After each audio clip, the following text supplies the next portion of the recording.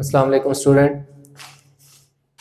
आज जो है हमारे पास एक्सरसाइज है जी 9.2 क्लास 9 की मैथ की class exercise 9.2 class 9 question number 1। अब क्वेश्चन नंबर 1 में वो कहता है एक स्टेटमेंट की फॉर्म में क्वेश्चन दिया हुआ है। अभी हम क्वेश्चन नंबर जो 1 है उसकी स्टेटमेंट पढ़ते हैं। उसने उस स्टेटमेंट में हमसे पूछा क्या है। अब वो क्या कहता है show whether the points with vertices 5 -2 4 5 and 4 -4 1 are vertices of an equilateral triangle और एन आइसोसेलेस ट्रायंगल। अब ये वैसे मैंने एक ABC ट्रायंगल बनाया। अब वो ये कह रहा है कि मैं आपको पॉइंट दे रहा हूँ 3 1 2 3 पॉइंट दे रहा हूँ। आप मुझे ये बताएं कि ये जो मैंने आपको 3 पॉइंट दिए हैं ये क्या ये मिलकर एक आइसोसेलेस ट्रायंगल बनाते हैं या इक्विलेटरल ट्रायंगल बनाते हैं। यानी ये हमने उसे बताना है कि ये पॉइंट क्या चीज़ बना रहे हैं, राइट, कौन सी आइसोसेलेस ट्रायंगल बना रहे हैं या इक्विलेटरल ट्रायंगल है। तो सबसे पहले तो हमें ये पता होना चाहिए कि इक्विलेटरल ट्रायंगल का क्या मतलब है, वो क्या होती है, और आइसोसेलेस ट्रायंगल क्या होती है। जब ये दोनों हमें ट्रायंगल का डिफरेंस पता होगा तो फिर हमारे लिए क्वेश्चन आसान हो जाएगा।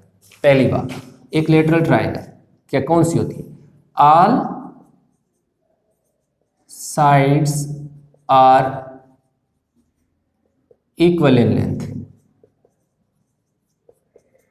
तमाम साइडों की जो लेंथ होती है वो इक्वल होती है, यानी ए बी बी सी सी ये तीनों इक्वल होंगे। Isosceles triangle any two sides are equal in length, बस ये फ़र्क है दोनों में। अब हमने इन पे डिस्टेंस फार्मूला लगाना है और डिस्टेंस फार्मूला में ए बी बी सी सी हम लेट कर लेते हैं कि ये पॉइंट जो है ए है, ये बी है, ये सी है। तो हम ए बी का डिस्टेंस मालूम करेंगे, बी से सी तक का डिस्टेंस मालूम करेंगे और सी से ए तक का डिस्टेंस मालूम करेंगे। जब ये तीनों का डिस्टेंस हमारे पास आ जाएगा तो क्या होगा, फिर हम उसको कर लेंगे, आगे देख लेंगे। अगर तीनों का साइड जो डिस्टेंस है वो इक्वल है तो इक्विलेटरल होगी, और अगर दो के इक्वल है तो फिर आइसोसेलेस ट्रायंगल होगी। तो चले हमने लेट कर लिया, जो लेट ए जो है वो 5 -2 एंड बी जो है that is equal to 5 and 4 and C equal to -4 and 1। तो सबसे पहले हम क्या करें, ए बी लिख लेते हैं यहाँ अगेन। ए और बी 5 और -2 है और बी जो है 5 और 4 है। अब डिस्टेंस का फार्मूला लिखेंगे x2 - x1 का whole square plus y2 - y1 का होल स्क्वायर। अब ये है कि अगेन आपको मैं एक आसान हल बताता हूँ कि इनके ऊपर ना x1 y1 x2 y2 लिख लिया करें, ताकि जब भी आप क्वेश्चन हल करें तो आपको ये x1 और x2 में कंफ्यूज ना हो। ए बी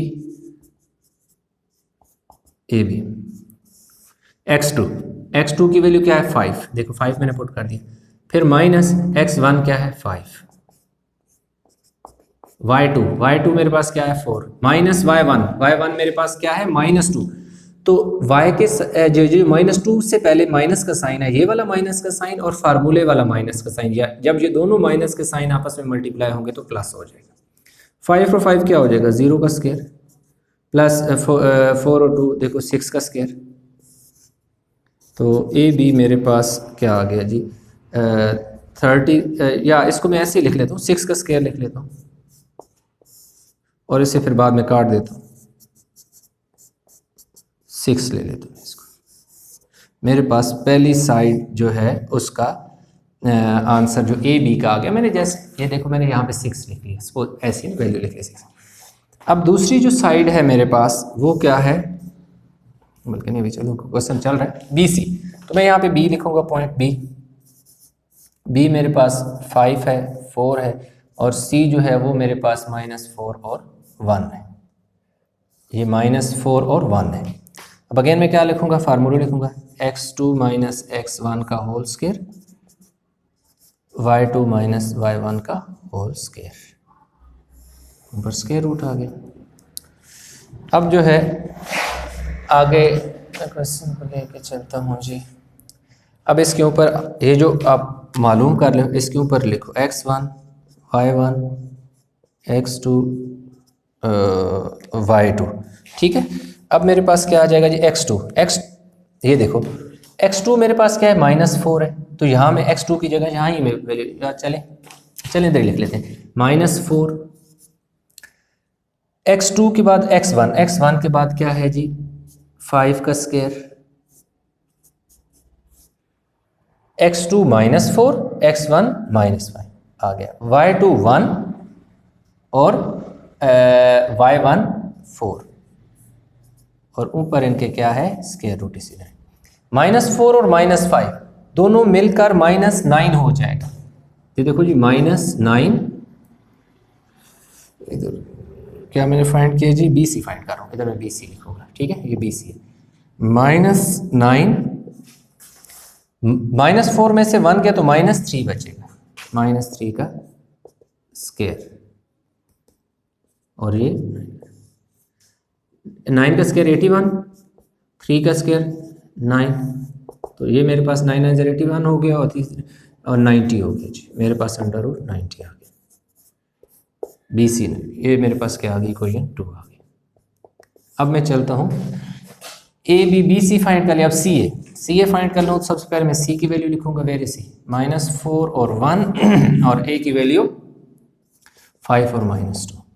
अब मेरे पास क्या है जी डिस्टेंस का फार्मूला लगाऊंगा, x2 - x1 का होल स्क्वायर, y2 -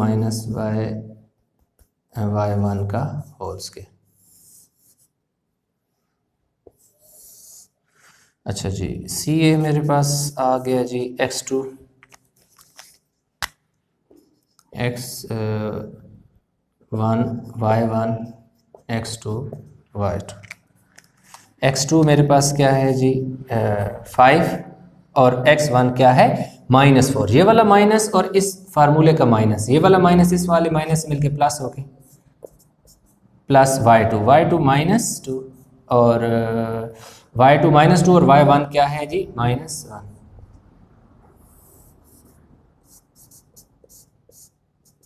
नाइन का स्क्वायर -1 -2 -3 का स्क्वायर, 9 का स्क्वायर मेरे पास क्या आ गया जी CA मेरे पास आ गया 9 का स्क्वायर 81 आ गया और 3 का स्क्वायर 9 आ गया। देखो 9 था, 9 का स्क्वायर 9 9 ज़र 81, 3 3 ज़र 9, क्यों बाहर पावर इवन थी, अंदर जो माइनस का साइन था वो इवन पावर होने की वजह से प्लस हो गया और ऊपर स्क्वायर रूट 8, ये 90 आ गया मेरे पास CA।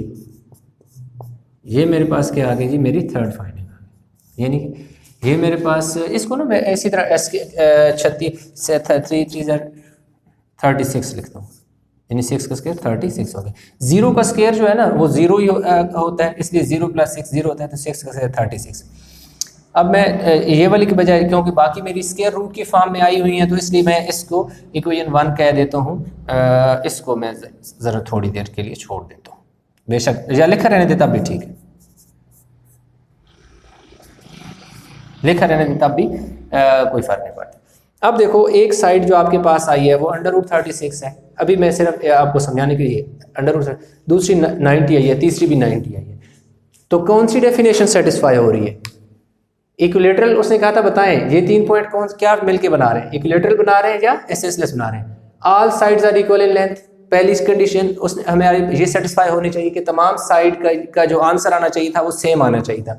एक का 36 आ रहा है, दो का 90 आ रहा है, पहले ये तो इक्विलेटरल तो हो ही नहीं सकती। दूसरी उसने एसएसलेस की बात की थी, any two sides are equal in length, कोई सी दो साइडें आपस में इक्वल इन लेंथ हो, तो आ गई ना 90 और 90, दो साइडें इक्वल आ गई। तो हम ये लिखेंगे कि from equation 2 and 3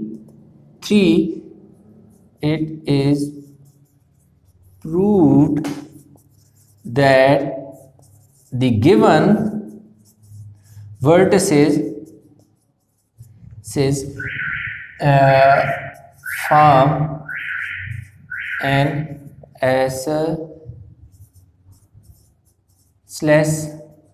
triangle, not a equilateral.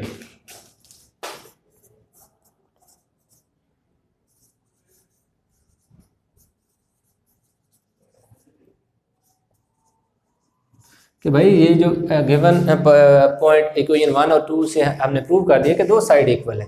तीन साइड इक्वल नहीं है, तो इसलिए दो साइड इक्वल आ गई हैं, तो इसलिए ये क्या है, एसएसलेस ट्रायंगल हैं। यानी कि कौन सी, B C is equal to C A.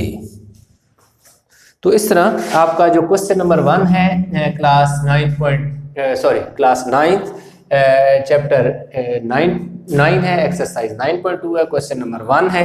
तो ये क्वेश्चन नंबर 1 हमारा यहाँ पे कंप्लीट हो जाता है। आई होप कि आपको इस चीज़ की समझ आ गई होगी कि उसने क्वेश्चन में पूछा क्या था और हमने उससे क्या जो उसने पूछा था उसे उसका आंसर दे दिया। तो आई होप कि ये चीज़ आपको समझ आ गई होगी। फिर भी अगर आपको इस क्वेश्चन में किसी किस्म का प्रॉब्लम है तो आप कमेंट में ये मेंशन कर सकते हैं, और वो आपका जो इशू है, जो प्रॉब्लम है, वो मैं डेफिनेटली सॉल्व करने की कोशिश करूँगा।